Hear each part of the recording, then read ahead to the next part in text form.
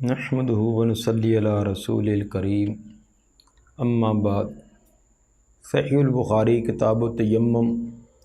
باب نمبر 7۔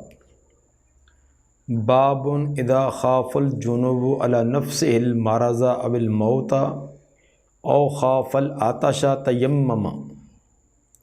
باب ہے جب جنبی آدمی کو خطرہ ہو اپنے نفس پر بیماری کا یا موت کا، او خوف العطش یا پیاس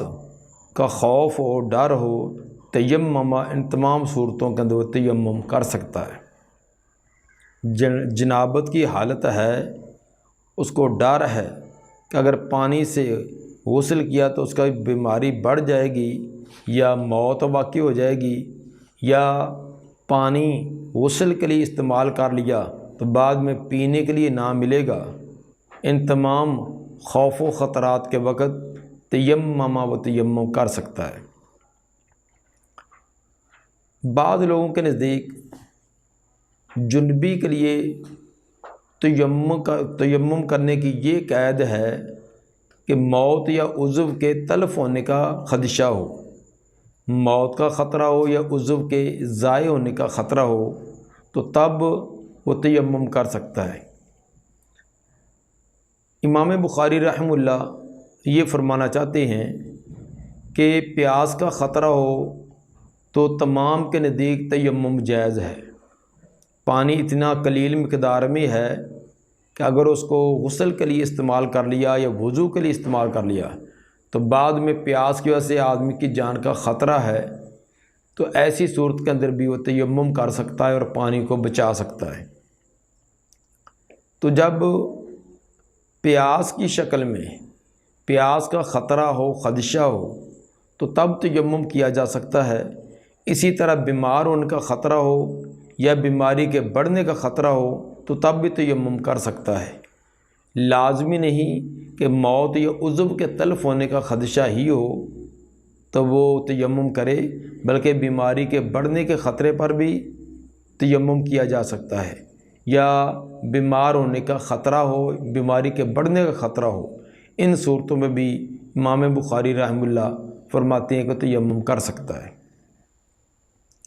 اس کے لیے ایک اثر بیان فرماتے ہیں، وَيُذْكَرُ أَنَّ عَمْرَ بْنَ الْعَاص أَجْنَبَ فِي لَيْلَةٍ بَارِدَةٍ۔ ذکر کیا جاتا ہے کہ عمر بن عاص رضی اللہ عنہ وہ بیمار ہو، جنبی ہو گئے ایک ٹھنڈی رات، سخت سردی کی رات تھی، اس کے اندر ان کو جنابت ہوگی۔ فتیمم و تلا، انہوں نے تیمم کیا اور یہ آیت بطور دلیل کے تلاوت کی، ولا تقتلوا انفسکم ان اللہ کان بکم رحیما، سورہ نساء کی آیت نمبر 29، کہ نہ قتل کرو تم اپنے آپ کو، یقیناً اللہ تمہارے ساتھ بہت نرمی اور رحم کرنے والا ہے۔ فذکر للنبی صلی اللہ علیہ وسلم، عمر بن عاص کا یہ فعل نبی صلی اللہ علیہ وسلم کے سامنے ذکر کیا گیا۔ فلم یعنف، تو آپ نے کوئی سرزنش نہ کی، ان پر کسی قسم کی کوئی ناراضگی کا اظہار نہ کیا۔ یہ یذکرو مجہول صیغے سے امام بخاری نے یہ بیان کیا ہے۔ سند کے لحاظ سے یہ واقعہ صحیح ہے، لیکن اختصار کرنے کی وجہ سے مجہول کا صیغہ استعمال کیا کہ یذکرو۔ تفصیلی واقعہ یہ متصل سند کے ساتھ ابو داؤد کی حدیث نمبر 334 میں، اور اس طرح مستدرک حاکم کی جلد 1 صفحہ 177 اور 178 پر یہ واقعہ تفصیلی ہے۔ تفصیلی واقعہ یہ ہے کہ عمر بن عاص فرماتے ہیں کہ احتلمت فی لیلۃ باردۃ فی غزوۃ ذات السلاسل، غزوہ ذات السلاسل کے اندر مجھے غسل کی حاجت پیش آ گئی اور سخت سردی کا موقع تھا۔ فاشفقت ان اغتسل فاہلک، ان کو یہ خطرہ ہوا کہ اگر میں نے غسل کیا تو جان کا خطرہ ہے۔ فتیممت، فرماتے میں نے تیمم کر لیا۔ ثم صلیت باصحابی الصبح، پھر میں نے اپنے ساتھیوں کو صبح کی نماز پڑھائی۔ تیمم کیا، حالانکہ غسل واجب تھا، پانی بھی موجود تھا، لیکن سخت سردی تھی اور پانی یخ ٹھنڈا تھا، ڈر تھا کہ اگر ٹھنڈا پانی استعمال کر لیا تو نمونیا جیسی بیماری کا خطرے کا ڈر تھا، تو انہوں نے تیمم کیا، تیمم کر کے جماعت کرائی، ساتھیوں کو نماز پڑھائی۔ تو ساتھیوں نے اس بات کو بڑا ناپسند سمجھا کہ یہ پانی کے ہوتے ہوئے سے تیمم کر لیا ہے، تو چونکہ وہ امیر سے نماز تو انہوں نے ادا کر لی، لیکن واپسی پر نبی صلی اللہ علیہ وسلم کے سامنے تذکرہ کیا، وذاکروا ذالک النبی صلی اللہ علیہ وسلم فقال یا عمرو صلیت باصحابک وانت جنب، آپ نے اس کو بلایا، پوچھا کہ اے عمر، تو نے اپنے ساتھیوں کو جماعت کرا دی ہے جنابت کی حالت میں؟ فاخبرت بالذی منعنی من الاغتسال، تو فرماتے ہیں کہ جو چیز مجھے غسل سے مانے تھی، یعنی سخت سردی، میں نے وہ عذر بیان کیا۔ وقلت انی سمیعت اللہ، اور میں نے یہ فرمایا کہ اللہ تعالیٰ فرماتا ہے کہ ولا تقتلوا انفسکم ان اللہ کان بکم رحیما، یہ میں نے دلیل بھی پیش کی۔ فضحک رسول اللہ صلی اللہ علیہ وسلم ولم یقل شیئا، آپ یہ بات سن کر اس کی مسکرائے اور آپ نے کوئی بھی رد نہ کیا، انکار نہ کیا۔ یہ واقعہ ابو داؤد کے اندر تفصیلی واقعہ ہے۔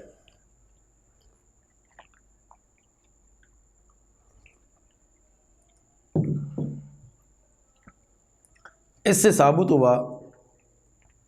کہ جنابت کی حالت میں اگر پانی استعمال کرنے سے بیماری آنے کا خطرہ ہو یا بیماری بڑھنے کا خطرہ ہو تو تب بھی تیمم کیا جا سکتا ہے، کیونکہ نبی صلی اللہ علیہ وسلم نے حضرت عمرو بن عاص پر ان کے فعل کا کوئی انکار نہیں کیا، رد نہیں کیا، بلکہ آپ کا مسکرانا یہ اس کے جواز کی دلیل تھی۔ اس حدیث سے ثابت ہوا کہ متوقع بیماری کا خطرہ ہو، یعنی یہ ڈر ہو کہ شاید بیماری آ جائے، تو متوقع بیماری کے آنے کی وجہ سے بھی تیمم کیا جا سکتا ہے۔ اور یہ بھی ثابت ہوا کہ تیمم والا آدمی جس نے تیمم کے ساتھ طہارت حاصل کی ہے، وہ متوضی پانی کے ساتھ وضو کرنے والوں کی جماعت کرا سکتا ہے۔ بعض لوگوں کا یہ کہنا کہ وضو یہ طہارت کاملہ ہے، اعلیٰ درجے کی طہارت ہے، تیمم جو ہے وہ ناقص قسم کی طہارت ہے،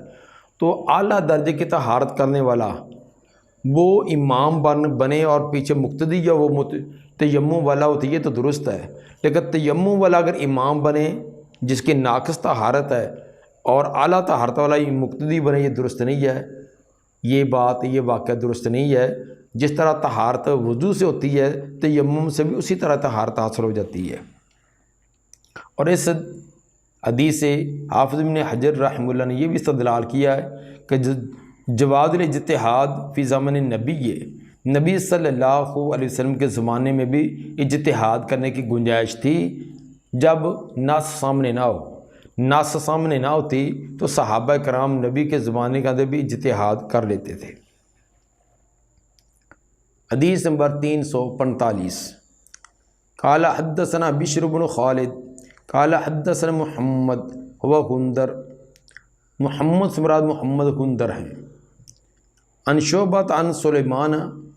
عن ابی وائل قال ابو موسیٰ لعبداللہ بن مسعود،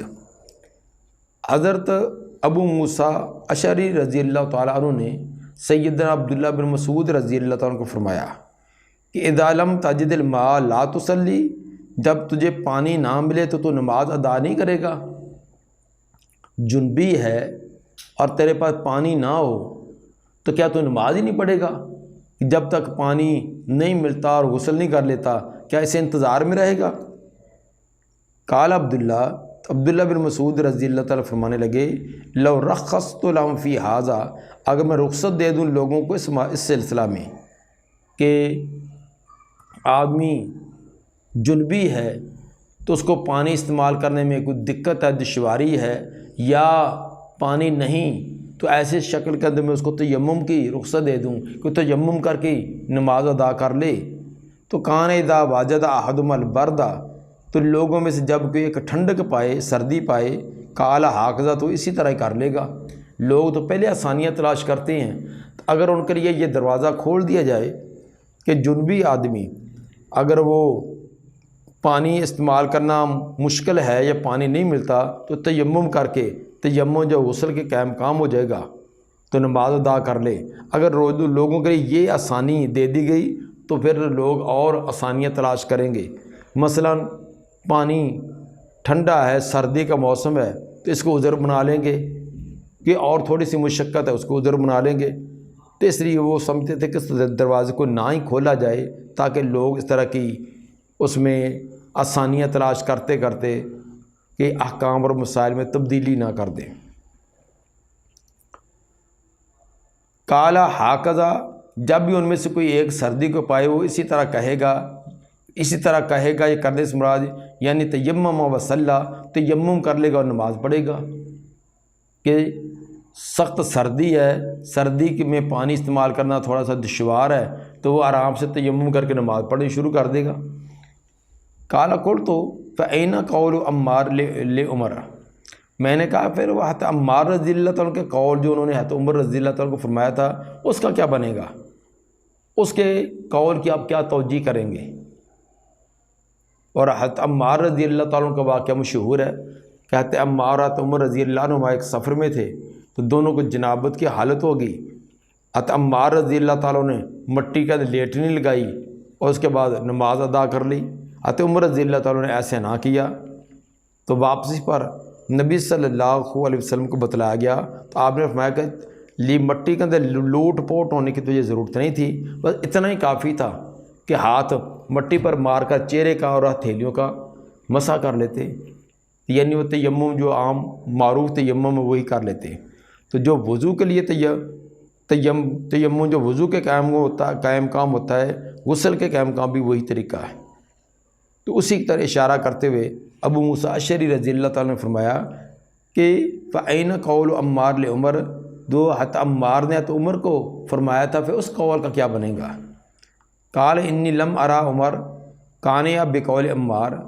تو عبداللہ بن مسعود فرمانے لگے کہ میں نہیں سمجھتا کہ اکتفا کیا تھا یا اعتماد کیا تھا انہوں نے حضرت عمار کے قول پر۔ حضرت عمر رضی اللہ تعالیٰ نے کون سا حضرت عمار کے قول پر پھر اعتماد کر لیا تھا، کیونکہ حضرت عمر رضی اللہ تعالیٰ کو حضرت عمار کا بیان کردہ واقعہ یاد نہیں تھا۔ حضرت عمر رضی اللہ تعالیٰ فرماتے تھے مجھے تو وہ واقعہ یاد نہیں ہے، البتہ انہوں نے حضرت عمار رضی اللہ تعالیٰ کو بیان کرنے سے روکا نہیں ہے۔ حضرت عمار رضی اللہ تعالیٰ پوچھا بھی کہ امیر المومنین اگر آپ ناپسند کرتے ہیں تو پھر میں یہ لوگوں کو بات نہیں بیان کرتا۔ انہوں نے کہا نہیں، اگر آپ کو یاد تو آپ بیان کریں، تو مجھے یاد نہیں ہے یہ واقعہ آ رہا ہے اس لیے نہ میں بیان کرتا ہوں نہ اس پر عمل کرتا ہوں۔ اس کے اندر حضرت عمر رضی اللہ تعالیٰ کا انداز دیکھیے کہ ان کے نظریے کے خلاف فتویٰ دیا جا رہا ہے، مسئلہ بیان کیا جا رہا ہے۔ حضرت عمار رضی اللہ تعالیٰ بیان کرتے ہیں کہ واقعہ ایسا ہوا تھا اور نبی نے تیمم کی اجازت دی تھی۔ حضرت عمر رضی اللہ تعالیٰ کا یہ واقعہ یاد نہیں ہے، اس لیے وہ جنبی آدمی کے لیے تیمم کے قائل نہیں تھے کہ تیمم کر کے نماز پڑھے، لیکن اس کے باوجود وہ نہ حضرت عمار رضی اللہ تعالیٰ کو اس بیان سے روکتے تھے نہ ان کو اس کے عمل سے روکتے تھے۔ فرماتے تھے کہ تمہیں یاد ہے تو تم بیان کر دو، مجھے یاد نہیں ہے۔ تو اہل علم کا شیوہ یہی ہونا چاہیے، بعض چیزوں کے اندر تفرد ہو جاتا ہے لیکن اس تفرد کے اندر افراط و تفریط نہیں ہے۔ ہمارے ہاں ہر مسئلے کے اندر افراط و تفریط کر کے حق سے اس کو ہٹایا ہوا ہے، اور حق جب دو انتہاؤں کے درمیان میں ہوتا ہے تو جس چیز کے اندر خواہ دینی معاملہ یا دنیاوی معاملہ ہے اس کے اندر افراط و تفریط کریں گے تو وہ چیز حق پر نہیں رہے گی، حق سے ہٹ جائے گی۔ اور آج ہمارے بہت سارے لوگوں نے دین کے ساتھ یہی سلوک کیا ہوا ہے، یا تو کوئی انتہا میں آگے بڑھ جاتے ہیں یا وہ بالکل پیچھے گر جاتے ہیں۔ تو اس لیے اگر کسی کا تفرد ہے، کوئی اپنا اس کا اجتہاد ہے، اپنی اس کی کوئی تحقیق ہے جو دوسرے اہل علم کے خلاف ہے، تو اب اس کو جبراً ٹھوسنے کی کوشش نہ کرے کہ جو میری تحقیق ہے وہی حرف آخر ہے، جو میری سوچ اور نظریہ وہی حرف آخر ہے، یہ طریقہ درست نہیں ہے۔ اس کے اندر ٹھیک ہے اپنی اس کی تحقیق ہے، اپنی ریسرچ ہے، اپنا اس کا اجتہاد، اس پر عمل کرے، لیکن اس کے مقابلے میں کوئی دوسرے ہیں، ان کی اجتہاد کا، ان کی سوچ اور فکر کا کلی طور پر رد کر دینا، اور رد سے بھی بڑھ کر ان کی انتہا درجے کی مخالفت کر لینا، جس کی وجہ سے ہم نے ہر مسئلے کے اندر اختلاف اور تنازع ڈال رکھا ہے، تو یہ طریقہ درست نہیں ہے۔ اب دیکھیے کہ کتنا مسئلہ ہے کہ حضرت عمار رضی اللہ تعالیٰ بیان کرتے ہیں کہ ہم دونوں کا واقعہ ہے، آپ میرے ساتھ تھے اور ایسے ایسے واقعہ پیش آیا۔ حضرت عمر رضی اللہ تعالیٰ فرماتے ہیں مجھے کوئی یاد نہیں۔ حضرت عمار رضی اللہ نے کہا کہ اگر آپ ناپسند کرتے پھر میں نہیں لوگوں کو بیان کرتا۔ انہوں نے کہا کہ نہیں، اگر آپ کو یاد ہے تو آپ بیان کریں، مجھے یاد نہیں، نہ میں بیان کرتا ہوں نہ اس پر عمل کرتا ہوں۔ حدیث نمبر 346، یہی روایت جو پیچھے 345 میں گزری ہے وہ اختصار کے ساتھ تھی اور کچھ لفظوں کی تقدیم و تاخیر تھی۔ اب وہی واقعہ ذرا تفصیل کے ساتھ اور پوری ترتیب کے ساتھ ہے۔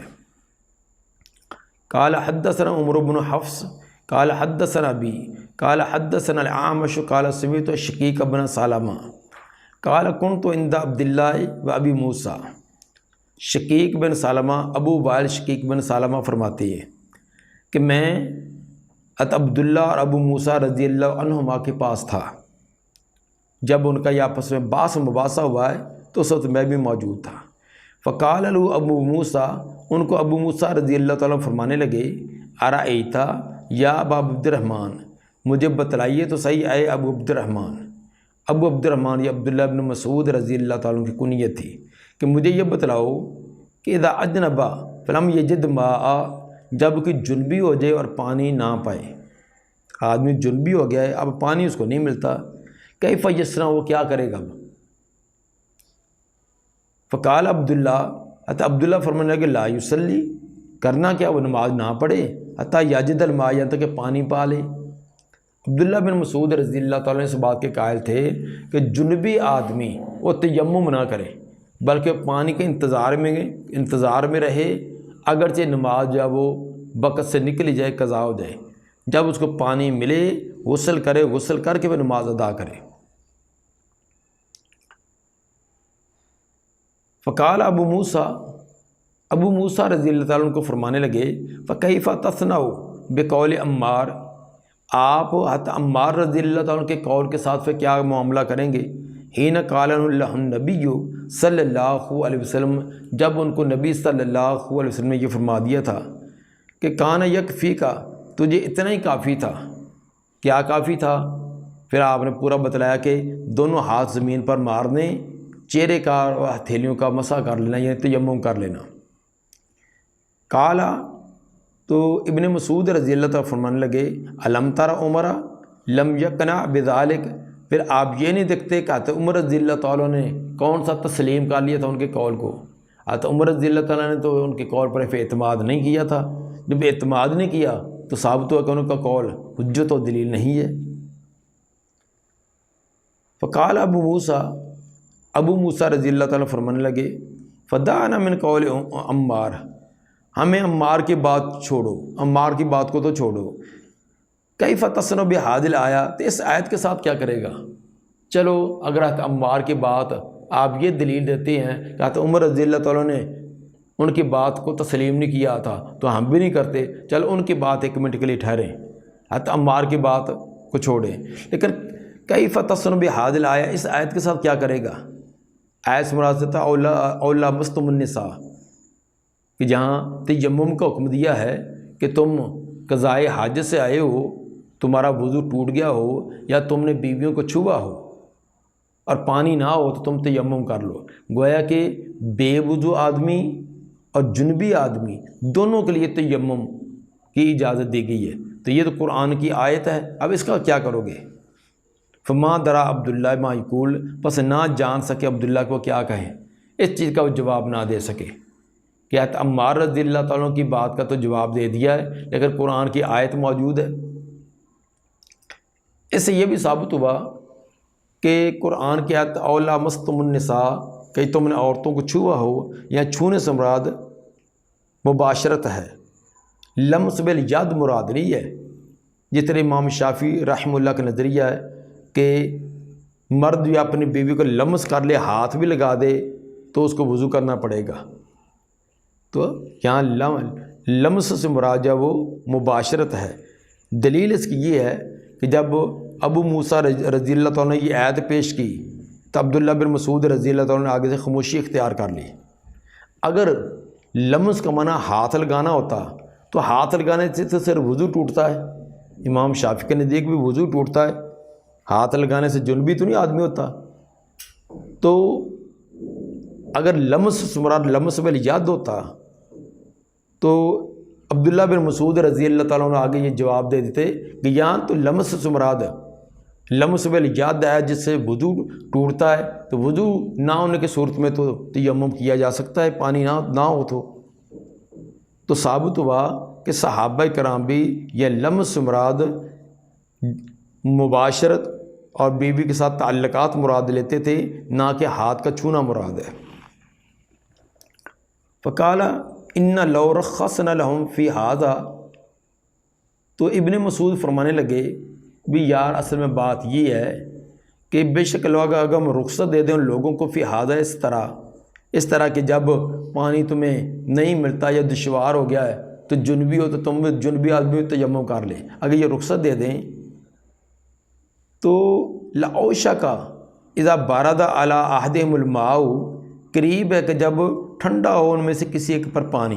پانی ٹھنڈا ہو، ان زیادہ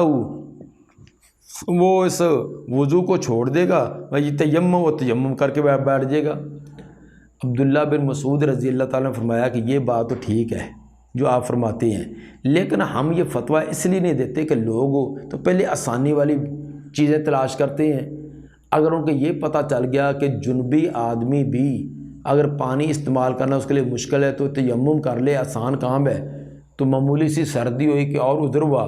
تو آرام سے تیمم کر کے گزارا کر لیا کریں گے۔ لوگ تو پہلے آسانی والی چیزیں تلاش کرتے ہیں، تو اس لیے ہم یہ دروازہ ہی نہیں کھول دیں تاکہ لوگ اس کے اندر اور طرح طرح کے